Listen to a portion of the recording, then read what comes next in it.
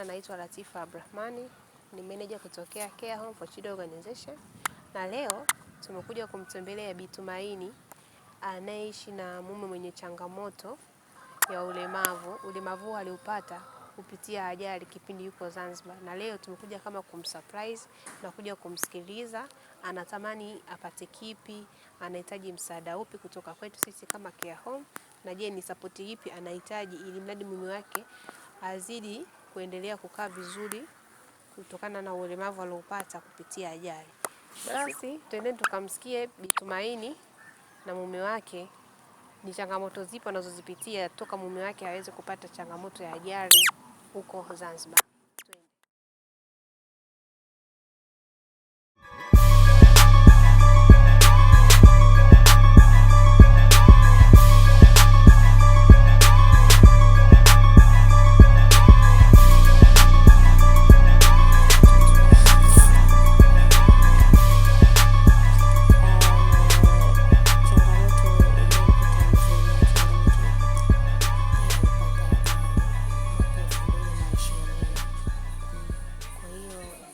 Baada ile ajali akapelekwa hospitalini pale Zanzibar, make ilimkuta Zanzibar, akalazwa pale Mnazi Mmoja, lakini wakasema shida kubwa ilikuwa ni huku kwenye uti wa mgongo, kwenye shingo. Kwa hiyo wakampatia huduma, lakini tukapata rufaa ya kuja Muhimbili. Ndio. Muhimbili nako wakamhudumia, lakini tukarudishwa nyumbani. Sasa kurudi nyumbani, sasa changamoto iliyopo ni kwamba alitakiwa arudi kwenye mazoezi, lakini hatukuweza kurudi mazoezi kutokana na changamoto ya kifedha. Mume wangu yeye ana ndugu, kwanza wao wamezaliwa 12, na walioko hai wako 9, lakini hakuna support yoyote, hakuna msaada wowote. Na ukiangalia sasa kwenye familia upande wa kwangu mimi ni wa kwanza, ni wa mwisho. Yaani baada ya kuzaliwa mimi mamangu akafariki. Okay. Kwa hiyo sasa mimi nikajua labda ndugu wa mume wangu watamsaidia ndugu yao. Lakini kilichotokea hawakuweza kumsaidia.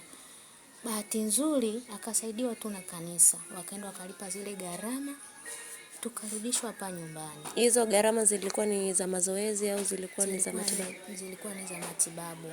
Alikuwa kwamba kwa sababu alikuwa hawezi hata kukaa, wakaagiza nunuliwe kiti. Ili hicho kiti kiweze kumsaidia yeye kukaa, tumtoe kitandani, kumpa support ya kuvuda kwenye kiti. Kwa hiyo kile kiti kilitakiwa shilingi 50,000, 55,000, alafu na gharama zingine. Kwa hiyo wakawa wamelipa kanisa, tukarudishwa sasa nyumbani. Na je, mmeweza kufuatilia swala zima la mazoezi yake, yani gharama zinazogharimu mazoezi yake ni kiasi gani? Yani dada, Mungu alivyokuwa ambao ni ajabu, alikuja baba mmoja. Ndio. Alivyokuja yeye alikuwa aje tu kumsalimia. Lakini alivyokuja akamkuta, akamuonea huruma. Akaniuliza, dada, nimsaidieje? Aidha nimnunulie kiti cha choo au nimnunulie kiti cha namna gani? Huyo mtu ni msamaria mwema au ni naye anatoka kwenye taasisi yote? Msamaria tu, tunasali naye ni baba. Mbia baba samahani. Unajua tulivyokuwa kule Muhimbili nyinyi ndio mlitusupport. Tukatoka Muhimbili, zile gharama mlilipa nyinyi. Tukaletwa hapa nyumbani. Sasa kwa sababu ndugu hawana mpango naye, tumekaa kama kukaa. Kwa hiyo sasa mimi kwa ushauri wangu, labda hiyo pesa ambayo unataka kumnunulia kiti, turudi Muhimbili akafanywe mazoezi, labda akaweza kutembea kwa akili yangu mimi ilivyokuwa imenituma. Sasa yule baba akasema sawa. Kwa hiyo sasa yule baba wa watu akamkatia bima ya 600,000. Baada ya kukata bima akasema hii 400,000 nikisema ni wape kama keshi haitaweza kumsaidia. Kwa hiyo tukafika Muhimbili pale, wakampokea, wakaanza na wakamcheki, wakatuuliza hii shida imetokea mwaka gani? Nikawaambia ilitokea mwaka 2020. Madaktari wakaendelea kumcheki, lakini mwisho wa siku sasa wakawa wamemwandikia dawa za mifupa, yani make mifupa inakakamaa. Kwa hiyo wakamwandikia dawa sasa za kulegeza misuli. Kwa maana yani ninachotaka kufahamu mimi ni mazoezi ambayo alikuwa anatakiwa kufanya yeye angalau yaweze kumwezesha hali kakaa sawa. Hawakuambia ni kiasi gani kinahitajika, yani totally kwamba kama inakuwa ni kwa awamu kila kipindi anapoenda kufanyiwa mazoezi kwamba inagharimu ni shilingi ngapi? Hawajaweza kutuambia, ila wametuandikia kwamba tutafute hospitali ya karibu. Maana kama Muhimbili ni mbali, tafuteni hospitali ya karibu ili aweze kwenda kufanyiwa mazoezi kila baada ya siku. Yaani tukikaa siku hii inofuata tunaenda tunampeleka mazoezi. Na mmepata hiyo hospitali ya karibu? Dada, hatujaweza kupata kwa kweli, wala sikuweza kufuatilia kwa sababu uwezo. Yule kaka mwenyewe ambaye anatupeleka hospitali ni mtu ambaye ana familia yake. Yeye mwenyewe amefanya kujitoa tu.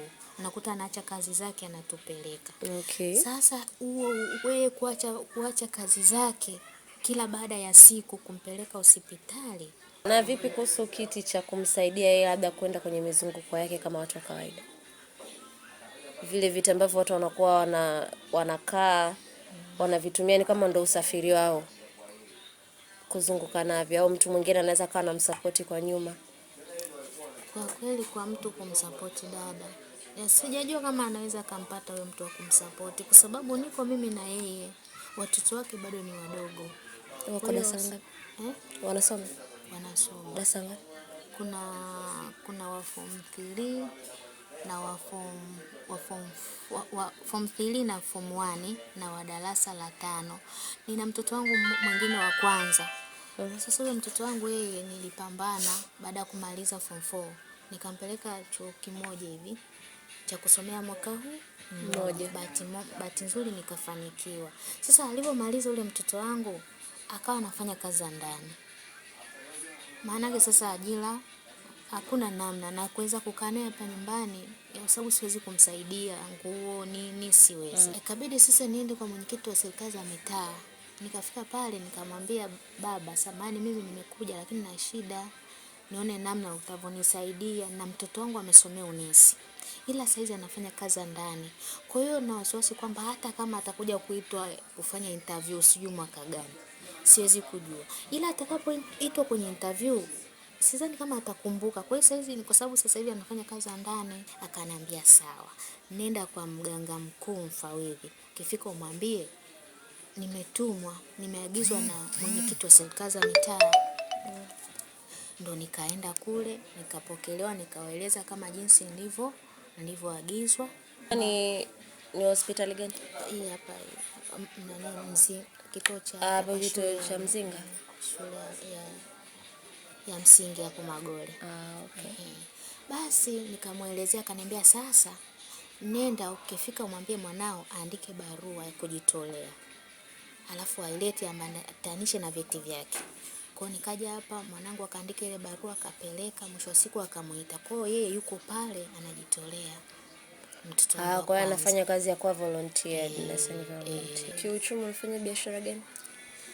Dada, kiuchumi, mimi nilikuwa nauza tu maandazi kipindi mume wangu anafanya kazi. Nilikuwa tu mfanya biashara nikiamka asubuhi ndo zangu kuuza maandazi na rudi. Lakini baada mume wangu pata changamoto, wale waliokuja kututoa kule Muhimbili wakaniuliza, "Sasa utajikidhi vipi kuhusu kuhusu kula hapa ndani itakuwaje?" Nikamwambia hata mimi sijui. Akasema sasa labda tukusaidieje?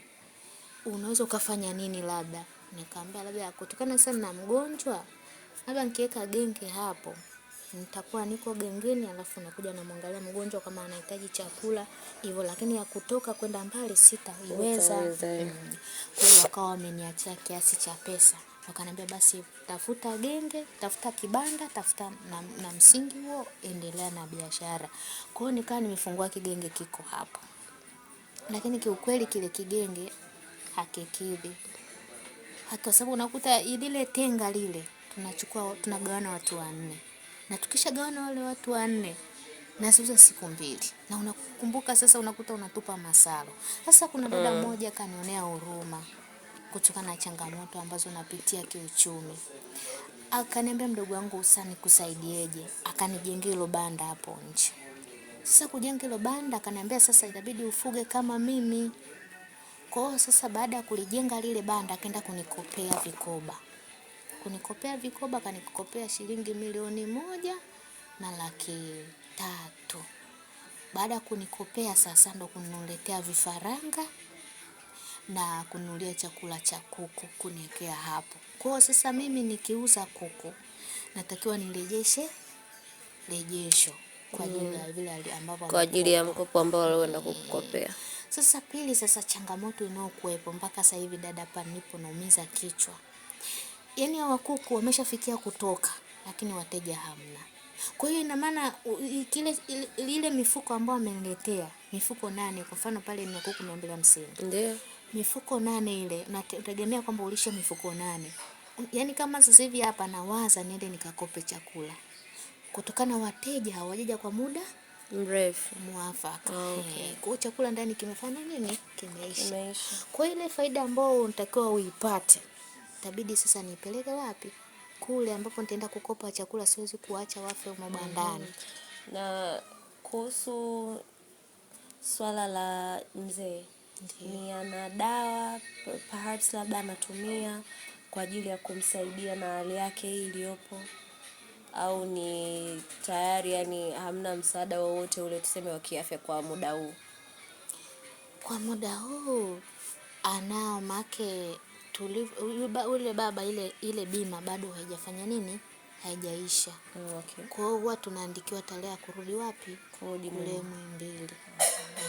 Kwa hiyo dawa anazo, ila sasa changamoto iliyopo yani anakuwa hazinywi, sababu anakuwa kama mtu mwenye stress, yani kwa mfano nakuta tuondoke, yani kama mtu aliyechanganyikiwa fulani. Kwani hata kunywa dawa kunywa kwa shida, mara anywe mara asinywe.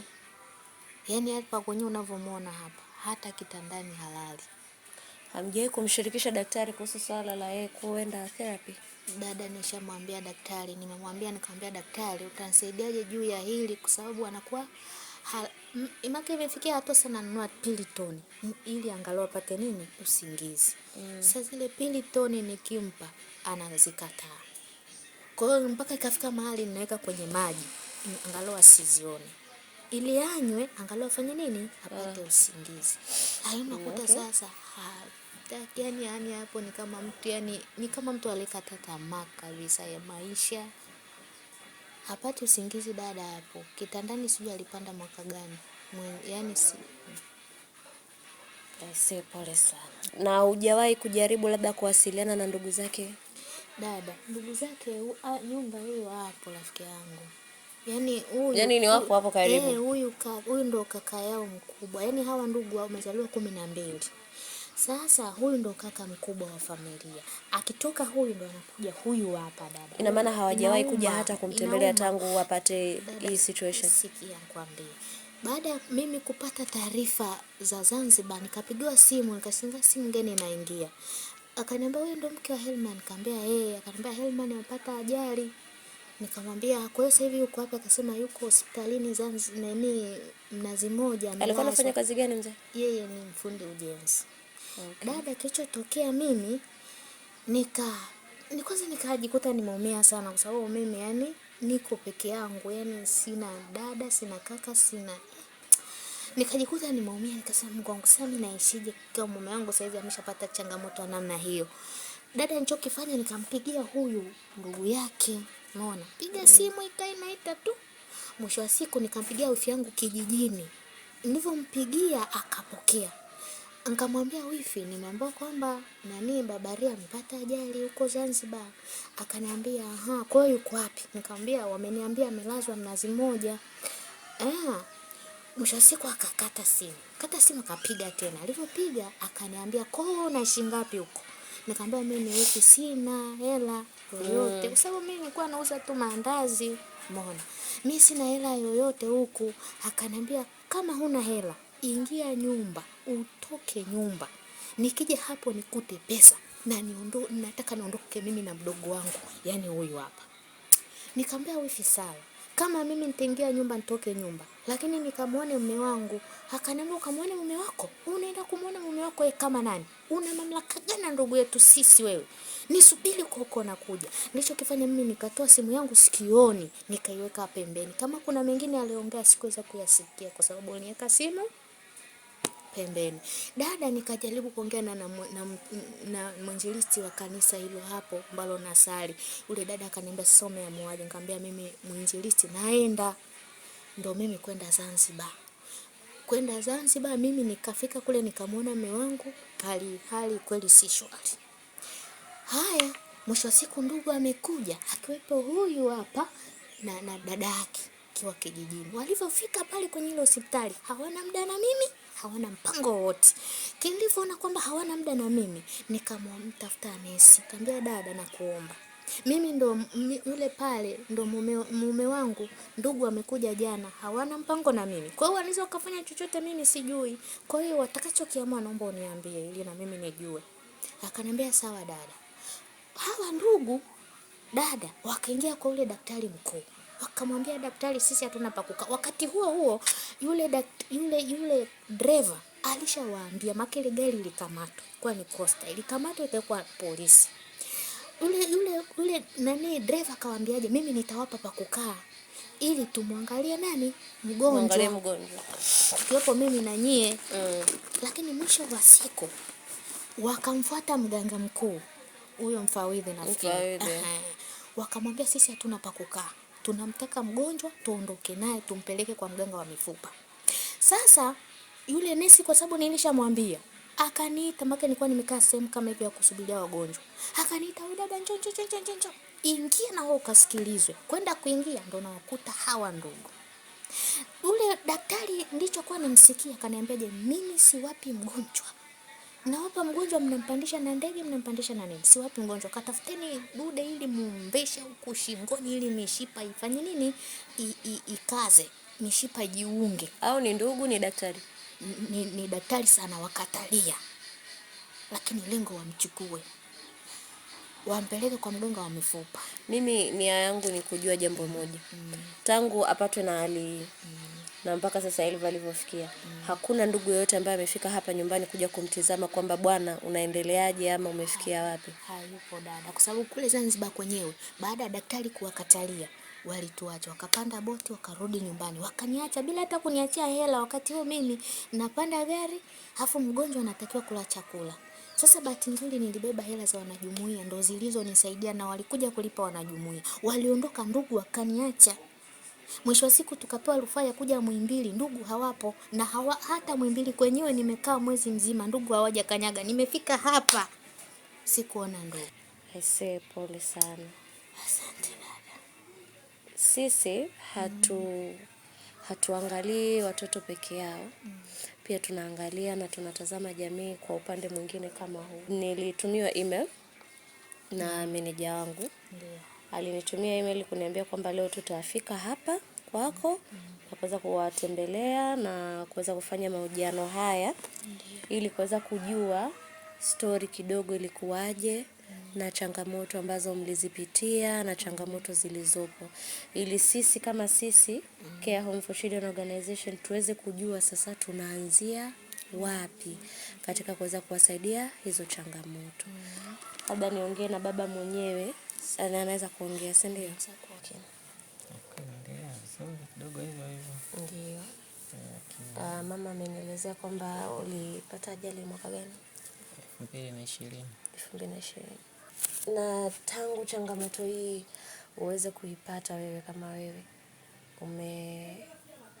yani kwa ufupi ni imekufanyia nini katika maisha yako, labda katika uchumi wako? Kwa mtu ambaye umeweza unaweza kujitafutia sasa, ukiwa ni mtu wa kukaa tu, ni kitu ambacho kweli kinaleta shida kidogo. Unakuwa wakati mwingine unakuwa na mawazo mengi.